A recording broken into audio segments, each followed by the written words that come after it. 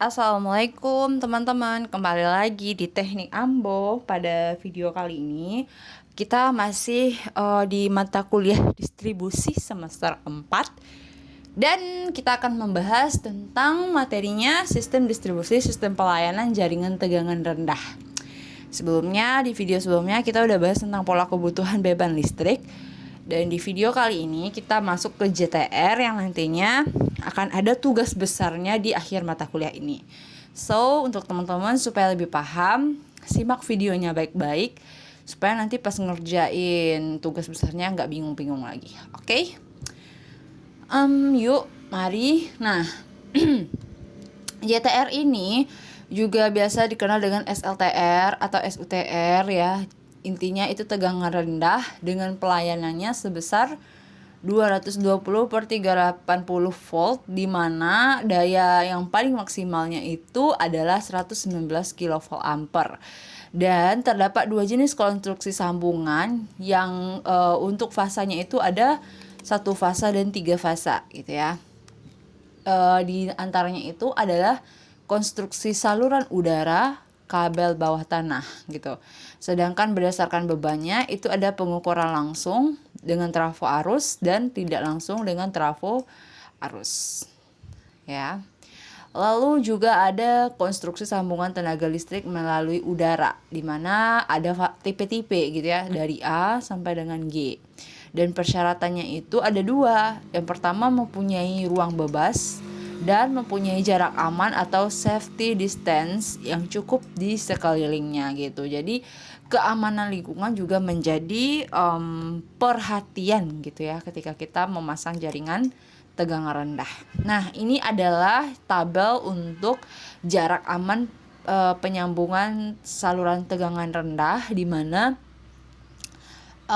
permukaan jalan raya itu 6 meter. Itu disesuaikan juga dengan berapa tinggi maksimal jalan raya itu akan dilalui oleh mobil gitu ya, mobil apa aja.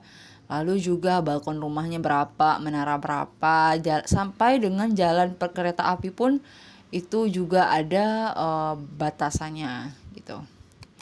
Next, ini adalah contohnya penggambaran ketika kita pasang tegangan rendah saluran udara gitu ya. Ini untuk jaraknya. Jadi teman-teman lihat di tabel ini jaraknya 6 meter gitu. Jadi kita harus pasang dari tanah ke tiang itu 6 meter gitu.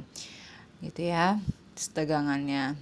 Begitupun dengan yang lainnya. Nanti kalau misalnya ada tegangan menengah, tegangan tinggi, atau tegangan rendah, mereka itu akan berdempet-dempet gitu teman-teman.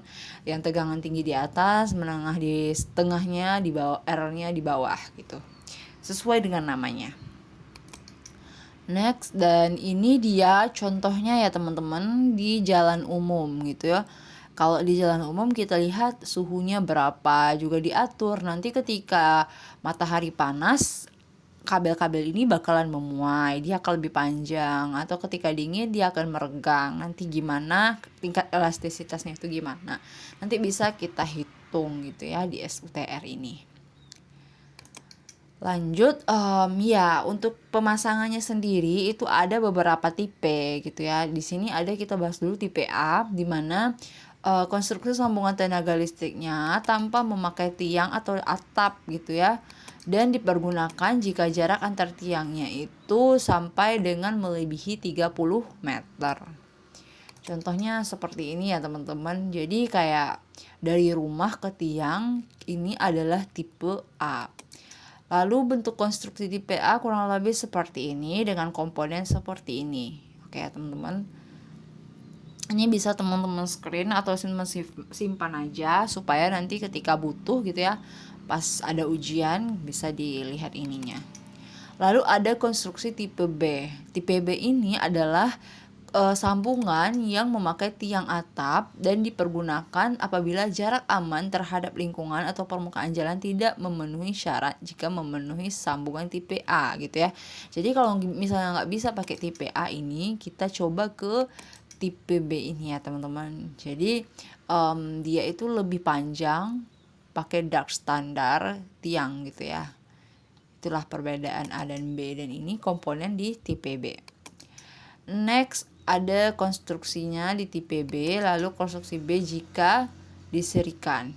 Ya, jika ada seri atau ada dua rumah yang mesti disambung, itu bisa pakai tipe B seri. Lanjut ke konstruksi tipe C, ini adalah sambungan pelayanan dengan sambungan luar pelayanan mendatar, di mana jaraknya itu sangat dekat, yaitu kurang lebih 3 meter. Umumnya digunakan pada pertokoan, ruko, dan lain sebagainya. Nah, seperti ini kurang lebih ya teman-teman. Ini ruko, ini yang tipe C. Jadi dia ke ruko lebih tepatnya. Lalu tipe D.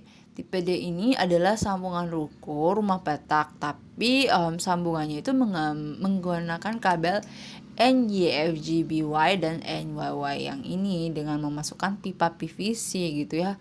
Percabangannya itu gunakan TDOS, lalu koneksinya itu menggunakan prosesor konektor atau tipe Persing gitu ya. Nah, gambarnya kurang lebih seperti ini. Bisa jadi untuk rumah kosan, kontrakan, dan lain sebagainya itu mereka menggunakan tipe D ini gitu. Dia seri. Gitu ya. Lalu ada tipe E. Nah, ini tetap menggunakan kabel yang sama, tapi sambungan ini nih, ujung kabel pada tiang harus diterminasi gitu ya, sehingga sambungan ke jaringan harus memakai bimetal joint yang kodenya ini yang dibungkus dengan head strike seal gitu ya. Nah, gambarnya kurang lebih seperti ini nih teman-teman. Jadi masuk ke tanah. Kalau tipe D tadi dia udara, kalau ini masuk ke tanah. Ini banyak digunain di kota-kota besar.